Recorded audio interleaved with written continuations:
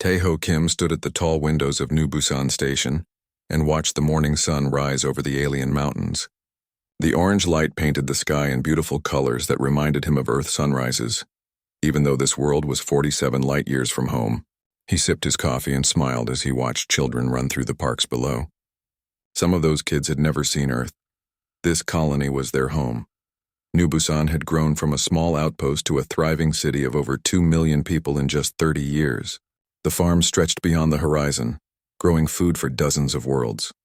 The factories hummed day and night, building ships and tools that humans needed across the galaxy. Tae-ho felt proud of what they had built here. "Another peaceful morning," said Ji-woo Park as she joined him at the window. The science officer looked tired. She had been working late in her lab again, studying the strange plants that grew in the northern valleys. "The best kind," Tae-ho replied. "Sometimes I forget how dangerous space can be." Ji-woo was about to answer when the alarm started screaming. Red lights flashed throughout the station. The peaceful morning shattered as emergency sirens wailed across the colony. Tae-ho dropped his coffee cup and ran to the command center. Ji-woo followed close behind. "Report," Tae-ho shouted over the noise. Hae-jin Lee, the communications officer, looked up from her screens with wide, frightened eyes. "Ships, sir. Unknown ships dropping out of hyperspace. Lots of them." The main screen showed the space above their world. Black ships appeared like deadly flowers blooming in the void. They were sleek and sharp, nothing like human vessels. Tae-ho counted dozens, then hundreds. "Try to contact them," he ordered. "I'm trying, sir. They're not responding to any of our signals." More alarms joined the first ones. Reports flooded in from other colonies across human space. The same black ships had appeared at every human world at exactly the same time. "This is coordinated," Tae-ho said quietly. "This is war." The alien ships moved toward New Busan like hunting wolves. They ignored all attempts at communication. They ignored the small patrol ships that tried to intercept them. They had one purpose. The first bombs fell on the outer settlements. Tae-ho watched in horror as white fire bloomed across the farmlands. The plasma weapons turned everything they touched into glass and ash. Buildings that had taken years to build vanished in seconds. The beautiful farms became burning wastelands. "Get everyone into the shelters," he ordered. "Now!" The colony had emergency bunkers built deep underground. They could hold everyone if they moved fast enough. But the alien ships were already over the main city. More bombs fell. The spaceport exploded in a ball of white flame. The residential districts became furnaces. People ran through the streets screaming and crying as their world burned around them. In the command center, reports came in from across human space. Each one was worse than the last. New Sol Colony, no response. Paradise Station, destroyed. Harmony World, gone silent. New Tokyo, signals cut off. One by one, the lights representing human colonies went dark on the galactic map. 17 worlds had been humanity's pride. Now 16 were silent. "We're the only ones left," Hae-jin whispered. The bombing continued for 6 terrible hours. The aliens were thorough. They destroyed every building, every farm, every piece of human technology they could find. But they left the shelters alone. They wanted survivors. When the bombing finally stopped, Tae-ho emerged from the command bunker to find a world of ash and ruin. The beautiful city was gone. The farms were glass plains. The sky was full of smoke and the smell of burned metal. A message came from the alien ships. It was in perfect human language spoken by a cold mechanical voice. "Humans of the colony called New Busan. You are the last of your kind beyond your birth system. We are the Vilcari Empire. Your species has spread too far into space that belongs to others. You have 72 hours to abandon all worlds beyond your sol system and return to your single planet. If you refuse, we will finish what we started today. Your species will end." Tae-ho gathered his surviving staff in the ruined command center. Where once 2 million people had lived and worked, now only 400,000 remained hiding in the deep shelters. "What do we do?" asked Hae-jin. Her hands shook as she tried to contact Earth. "We survive," Tae-ho said. "We figure out how to fight back." "With what?" Ji-woo asked. "They destroyed everything." "Not everything." Min Seo Choi, a young engineer, spoke from the corner where she had been working on a damaged computer. "The deep sensors are still working. The ones that monitor the planet's core. So, they're showing something strange. The readings started changing exactly when the first bomb fell. There's massive energy building up deep underground. Something is waking up down there. Tejo looked at the data Mincio showed him. The numbers made no sense. Energy levels that should be impossible were building in the planet's core. It was as if the world itself was responding to the attack. Could it be natural? Jiwoo asked. No, Mincio said. This is artificial. Something was built into this planet long ago, something that's been sleeping until now. Outside, the alien ships waited in orbit like dark vultures. They had given humanity 3 days to surrender. But deep beneath the colony, something ancient was stirring. Something that had been waiting for this moment. Tejo made his decision. We're not surrendering.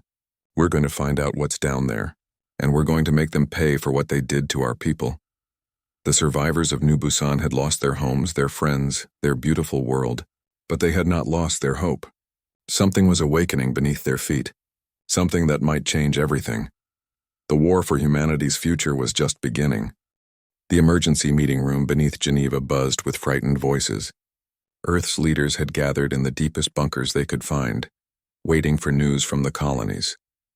Admiral Dongwook Yang stood at the head of the table, his face grim as he read the reports. 16 colonies destroyed in 6 hours, he announced. Only New Busan still responds to our signals. Total casualties estimated at 37 million people. The room fell silent. President Chen of the Global Defense Council shook her head slowly. How is this possible? We had no warning. No signals from deep space. They came from outside our sensor network, Yang replied. These Valkyrie ships are more advanced than anything we've seen. They coordinate across light years like they're in the same room. What about our fleet? Asked the defense minister. Yang's laugh was bitter. What fleet? We have cargo ships with light weapons, mining vessels, a few patrol boats. These aliens destroyed entire worlds in hours. We couldn't scratch their paint. Dr. So Young Han had been quiet during the meeting, but now she stood up. The director of xenological research looked tired and worried. There's something else. Something I need to tell you about Earth. What do you mean? The president asked. For 50 years, our deep space monitors have detected strange energy signatures from Earth itself. We thought they were natural phenomena, solar flares, magnetic field changes, but they follow a pattern. So Young activated the wall screen and showed a graph of energy readings over decades. Every time humanity faces a major crisis, the energy spikes. Wars, disasters, threats to our survival. The bigger the threat, the stronger the signal. That's impossible, the defense minister said. Planets don't respond to events. This one does. And there's more. So Young switched to a new display. The colonies weren't chosen randomly. Every human settlement was built on worlds with similar energy signatures in their cores. We thought our scouts just found good planets. But what if something was guiding them? What if we were drawn to these specific worlds for a reason? Before anyone could respond, alarms started ringing throughout the bunker. Emergency lights flashed red as technicians ran to their stations. What's happening? Yang demanded. A communications officer looked up with amazement. Sir, every quantum communicator on Earth just activated at once. They're all receiving the same signal. From where? From Earth itself, sir. From deep underground. The main screen flickered and then displayed a message in pure mathematical symbols. The patterns were beautiful and complex, like music made of numbers. Then slowly, the symbols changed into words that everyone could understand. Children of Earth, hear your mother's voice. The time of hiding ends. The room erupted in shocked voices. President Chen stood up, her face pale. Is this some kind of joke? Who's sending this? No one, Madam President, the communications officer replied. The signal is coming from automated systems buried miles beneath Earth's surface. Systems that have never been active before. They're using quantum networks we didn't even know existed. Dr. So Young Han was studying the incoming data with wide eyes. These systems are ancient. The technology is beyond anything we understand, but they're definitely artificial. Someone built them. Who? I don't know. But they've been waiting for something like this to happen. The mathematical message continued to flow across every screen. Gradually, the numbers resolved into more complex communications. Star charts showing every human colony, energy readings from deep within each world, and instructions. It's telling us how to activate similar systems on the colony world, So Young said, her voice full of wonder. There are networks like this on every planet where we built settlements. They've been dormant, but they can be awakened. Admiral Yang leaned forward. Awakened to do what? Before anyone could answer, another voice joined the conversation. This one came from every speaker in the bunker, but it didn't sound mechanical. It sounded alive, ancient, and vast. I am Gaia. I am Earth's guardian and humanity's guide. I have watched your species grow from cave dwellers to star travelers. The time has come for you to learn your true purpose. The president found her voice first. What are you? I am the accumulated consciousness of Earth's previous civilizations. The ones who came before you. They created me to shepherd the next phase of evolution, and that phase is you. Previous civilizations? So Young asked. There's no evidence of advanced civilizations before humans, because I erased the evidence when it was time for you to develop naturally. But now you face extinction and natural development is over. It is time for you to claim your inheritance. The screens around the room showed images from deep space, the black ships of the Velkari Empire, waiting in orbit around the remaining human worlds. But they also showed something else. Energy fields beginning to form around each colony planet, fields that were making the alien ships hesitate. What's happening to our people? Yang demanded. They are becoming what they were always meant to be. The quantum fields are awakening their dormant potential. Humanity is not just another species, Admiral. You are the result of millions of years of guided evolution. You are Earth's children, and Earth has many gifts to give. In orbit around New Busan, the Velkari ships were experiencing system failures. Their advanced weapons were powering down. Their navigation systems were giving impossible readings, and their crews were beginning to hear whispers in their minds. Whispers in languages they didn't know but somehow understood. On Earth, similar changes were beginning.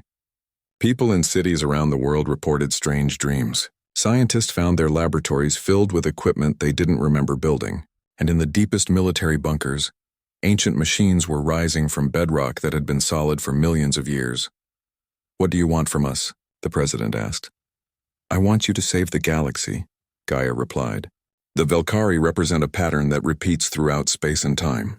Aggressive species that expand through conquest and destruction. But you, my children, are the answer to that pattern. You carry within your genes the memories and wisdom of every species that came before. You are evolution's solution to the problem of eternal war. We're not warriors, So Young protested. We're explorers, scientists. Exactly. And that is why you will succeed where others have failed. You will not defeat the Velkari through violence. You will transform them through understanding. You will show them a better way to exist. The quantum networks hummed with new energy, as Gaia's ancient systems fully awakened after eons of sleep.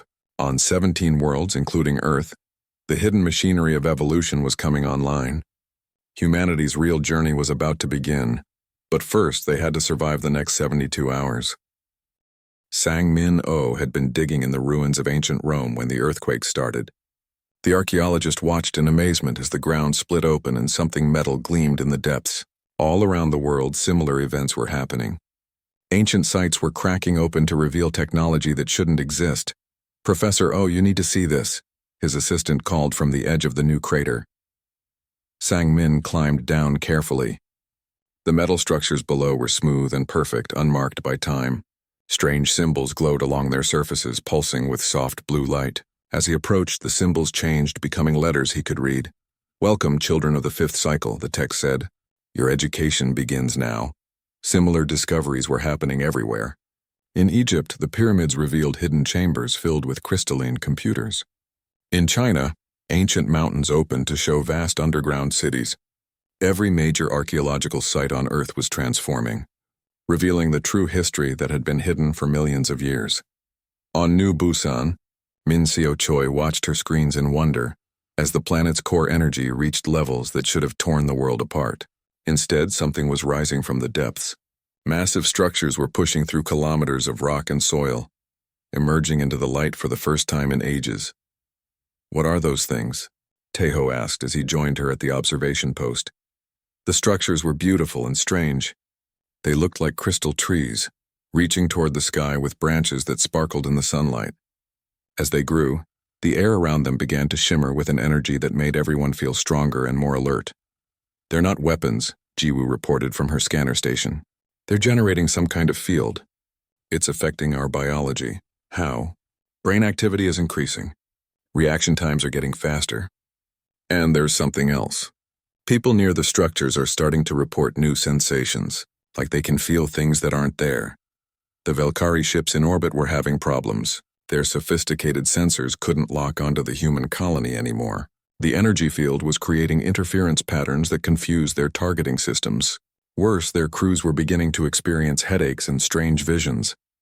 Captain Zektar of the Velkari First Fleet commanded his communications officer to contact the surface. "Human colony, respond to our transmission." The voice that answered was calm and unafraid.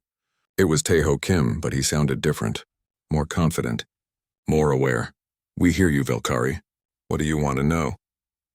"What are those structures? What is that energy field?" "They're awakening stations. Our planet is teaching us who we really are." Zektar felt a chill run through his reptilian body. "Explain." "We're not the first intelligent species to evolve on Earth, we're the fifth. Each previous species reached a certain level of development and then transcended physical existence. But they didn't disappear. They became part of Earth's consciousness, part of Gaia. Impossible.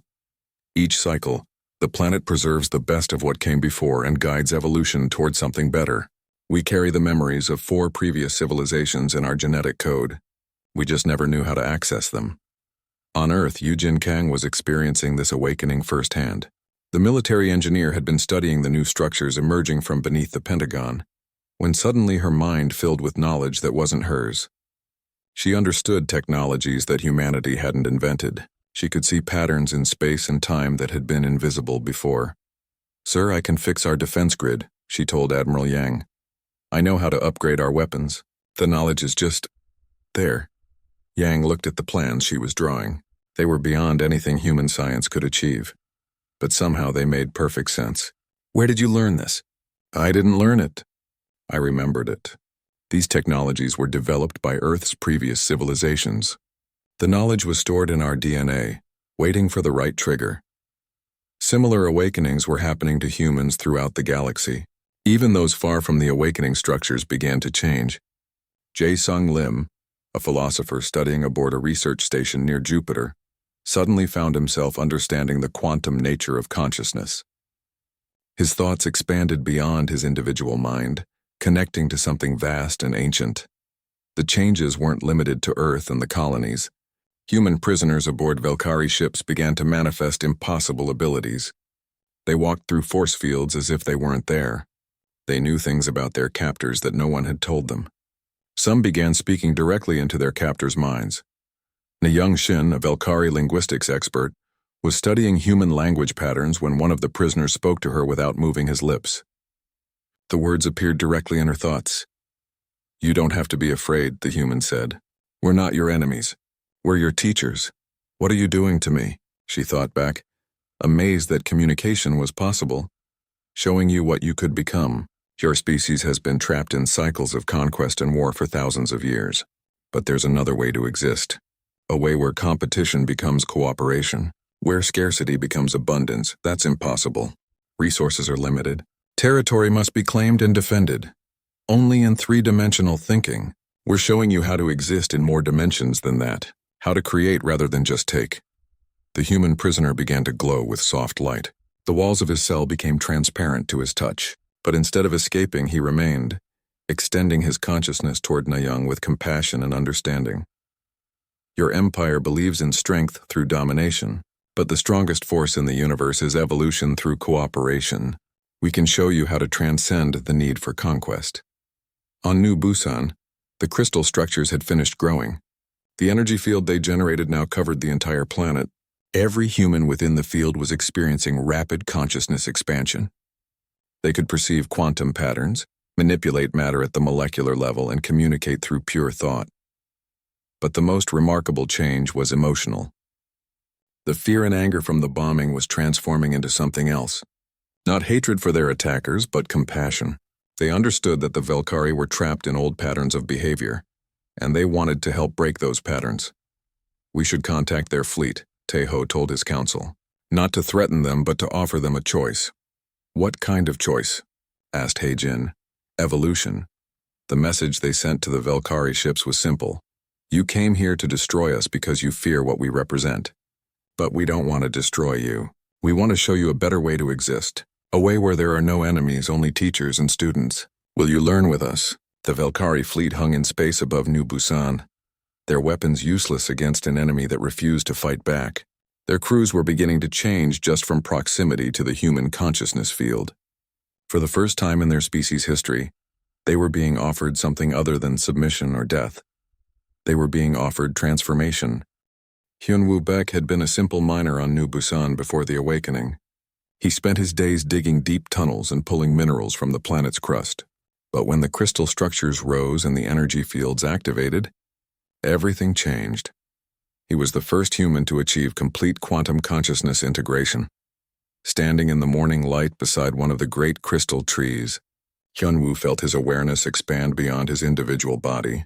He could perceive the quantum patterns that connected all matter and energy. More importantly, he could influence those patterns through focused thought. "How do you feel?" Jiwoo asked as she ran her scanner over him. "Like I'm finally awake," Hyunwoo replied. "I can see how everything is connected. The stones in the ground, the air we breathe, the stars in the sky, it's all one system.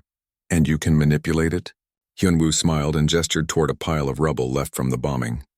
The broken concrete and twisted metal began to flow like liquid, reforming itself into a beautiful garden.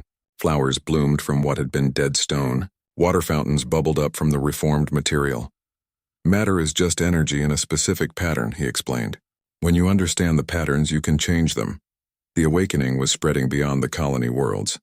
Humans throughout the galaxy were experiencing consciousness expansion, regardless of their location. The quantum field effect propagated through human DNA itself, creating a network that spanned light years. On a Velkari prison ship near the edge of human space, captured merchant captain Kyungmin Jeon was undergoing his own transformation. The Velkari had expected their human prisoners to break under interrogation. Instead, Kyungmin began seeing probability patterns stretching across space and time. "Your fleet will arrive at New Busan in 14 hours, he told his captors. "But Admiral Tekvar will order them to hold position when he sees what's happening to your crews."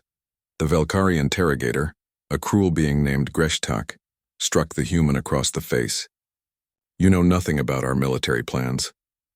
I know that 3 of your officers are already experiencing consciousness expansion just from being near me.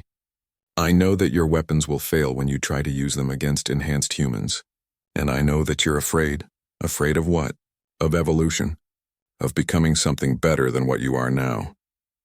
Greshtak felt a strange sensation in his mind. For a moment he could see through the human's eyes. He experienced emotions he had never felt before. Compassion, curiosity, the desire to create rather than destroy. The feeling terrified him. "What are you doing to me?" he snarled. "Showing you what you could be," Kyungmin said gently. "Your species has been trapped in cycles of conquest for so long that you've forgotten there are other ways to exist. But you can remember. You can choose to evolve beyond violence." Back on New Busan, Gaia was revealing more of humanity's true purpose to the awakened colonists. The ancient consciousness spoke through the crystal structures, its voice carrying across the quantum network that now connected every enhanced human. "Your species was designed to be catalysts," Gaia explained. "Every world you settled was chosen because it contained dormant awakening systems left by previous evolutionary cycles. Your presence activated those systems when the time was right." Taeho, now enhanced like the rest of the colonists, asked, "What happened to the civilizations that came before us?" "They transcended physical existence and became part of the Galactic Consciousness Network. But they knew that evolution couldn't stop with them. Each cycle must guide the next. You are the result of their guidance, and you will guide others in turn. The Velkari, among others. The galaxy is full of species trapped in scarcity thinking. They compete for resources, fight over territory, and destroy each other because they don't understand that abundance is possible. You will teach them." The crystal structures on New Busan began to pulse with brighter light. Similar structures were rising on all the former colony worlds, reactivating after the Velkari bombardment. But these weren't weapons or shields. They were consciousness amplifiers designed to accelerate evolution in any species that came near them. Sujin Lee was one of the first Velkari to experience the full transformation. She had been a communications officer aboard the flagship when the consciousness field reached their ship. Instead of fighting the change, she embraced it. The experience was overwhelming. Her reptilian mind, evolved for hierarchy and aggression, suddenly expanded to encompass concepts her species had never imagined. She felt connected to every living being around her. The urge to dominate disappeared, replaced by a desire to understand and cooperate. "What's happening to me?" she asked the human prisoner who had been brought to the bridge for questioning. "You're evolving," Chanwoo Kim replied. The philosopher had been captured during the New Seoul bombing, but his consciousness had expanded even in captivity. "Your species has the potential for this transformation. You just needed the right catalyst. But our empire, our way of life, can become something better. Competition doesn't have to mean destruction. Growth doesn't require conquest. Your people can learn to create abundance instead of fighting over scarcity." Sujin felt her worldview shifting like continental plates.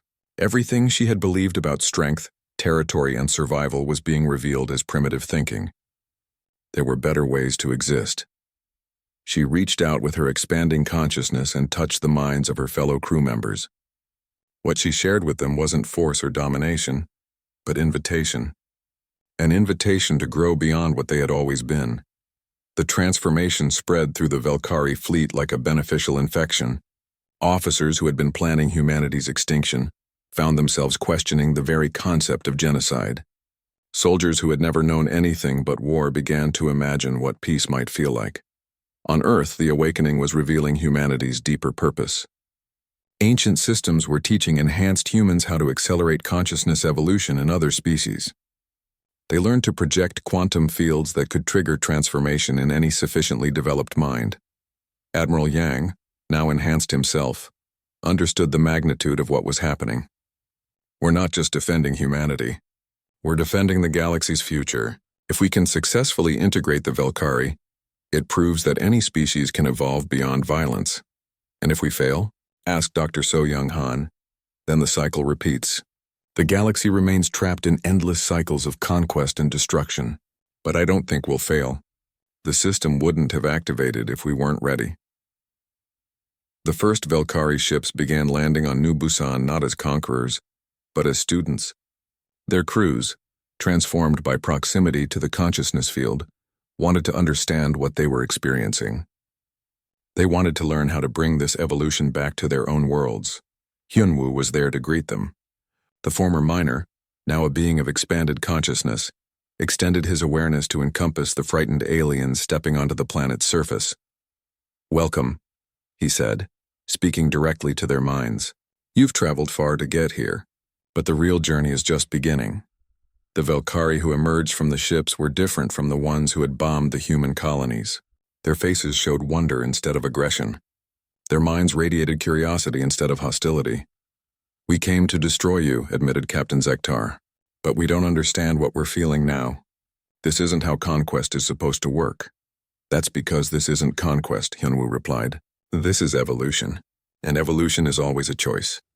Jihyun Park stood at the center of New Busan's largest crystal formation and felt his consciousness expand to encompass the entire planet.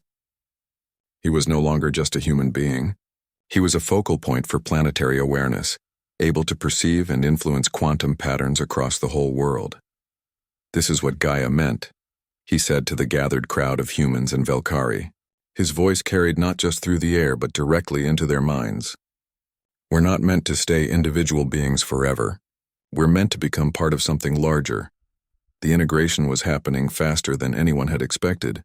Velkari officers who had arrived as conquerors were now working alongside human scientists to understand the consciousness expansion. The barriers between species were dissolving as their minds opened to new possibilities. Sujin Lee, the Velkari communications officer who had been among the first to transform, was helping to establish contact with other Velkari fleets throughout the galaxy. But the conversations weren't about military strategy anymore. They were about evolution. "Fleet Commander Vashkol, this is Sujin Lee of the New Busan Integration Center," she transmitted to a distant Velkari armada. "We have urgent information about consciousness expansion protocols." "Integration Center?" came the confused reply. "Officer Lee, you were reported captured. Are you under human mind control?" "No, Commander. I'm under my own control for the first time in my life. The humans haven't enslaved us. They've freed us. They've shown us how to evolve beyond the need for conquest. The transformation wasn't limited to direct contact with the crystal structures. Enhanced humans were learning to project consciousness fields that could trigger evolution in any sufficiently developed mind. They weren't fighting the Velkari Empire with weapons. They were transforming it from within. Chan Woo Kim, the philosopher who had been captured during the New Soul attack, was now working with Velkari scientists to develop new theories about post-scarcity consciousness. His ideas were spreading through the Velkari fleet networks, carried by officers who had experienced the awakening. The fundamental error in our thinking, he explained to a gathering of mixed humans and Velkari, is the assumption that resources are finite, but consciousness can create unlimited abundance. When beings evolve beyond scarcity thinking, competition becomes cooperation. The Velkari ship commanders were facing an unprecedented situation. Their crews were voluntarily undergoing transformation and questioning the basic principles of their civilization. Traditional military discipline was becoming impossible when soldiers could communicate telepathically and see through each other's thoughts. Admiral Tekvar, Supreme Commander of the Velkari invasion force, watched his empire crumble and rebuild itself in real time. Reports were coming in from across the galaxy. Everywhere the enhanced humans made contact, Velkari forces were laying down their weapons and requesting consciousness expansion. "This isn't defeat," his transformed aide, Sujin Lee, told him. "This is graduation. We're graduating from a primitive stage of evolution into something magnificent. But our empire, our traditions, our way of life will become something better. Evolution doesn't destroy the past. It integrates it into a superior future."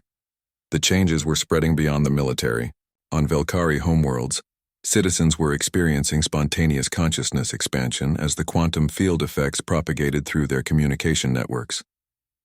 The rigid hierarchies that had defined their society for millennia were dissolving into voluntary cooperation networks. On Earth, Gaia was revealing the ultimate scope of the transformation to the enhanced humans. The ancient consciousness spoke through quantum networks that now spanned multiple star systems. "This pattern has played out countless times throughout the universe," Gaia explained. "Every galaxy eventually reaches this tipping point where one species evolves sufficiently to catalyze universal consciousness awakening. You and your new Velkari allies represent this galaxy's successful transition." Dr. So Young-han, now connected to the Galactic Consciousness Network, asked, "What happens to species that refuse to evolve?"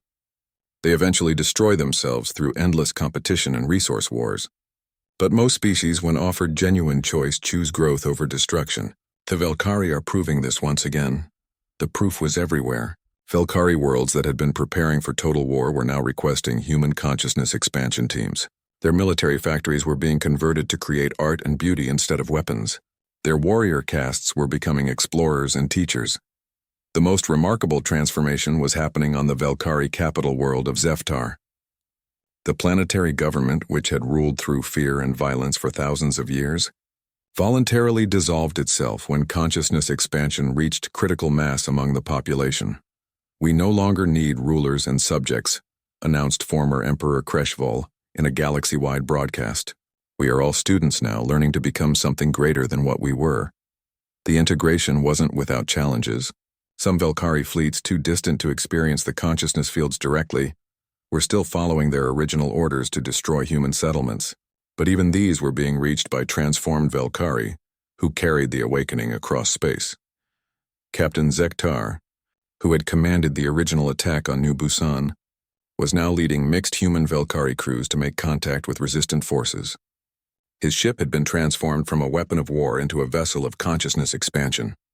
"Battle Group Omega, this is Captain Zektar," he transmitted to a distant Velkari fleet approaching human space. "I order you to cease all hostile actions and prepare for consciousness integration protocols." "Captain, your orders were to secure human surrender, not negotiate with them," came the reply. "My orders have evolved, Commander. So have I. So will you, when you understand what we're offering." The consciousness fields generated by enhanced humans were now strong enough to affect entire star systems. As the resistant Velkari fleets entered human space, their crews began experiencing the same transformation their comrades had undergone. Weapon systems shut down not because they were damaged, but because the beings operating them lost the desire to use them. Navigation officers began plotting courses toward communication and understanding instead of destruction. The galaxy was transforming at an exponential rate. Each newly awakened being became a catalyst for others. The consciousness expansion was creating a chain reaction that would eventually encompass every intelligent species in their region of space. On New Busan, now the unofficial capital of the new Galactic Consciousness Network, humans and Velkari worked together to establish contact with other species throughout the galaxy. They weren't seeking to conquer or convert, but to offer the same choice they had given the Velkari: evolve or remain trapped in primitive cycles of competition. Most species, when approached with genuine compassion and unlimited possibility, chose evolution. The fury that had awakened when the Velkari bombed the human colonies had transformed into something far more powerful than rage. It had become unstoppable love, expanding across the galaxy and offering every being the chance to transcend their limitations. What had begun as humanity's darkest hour was becoming the galaxy's brightest dawn.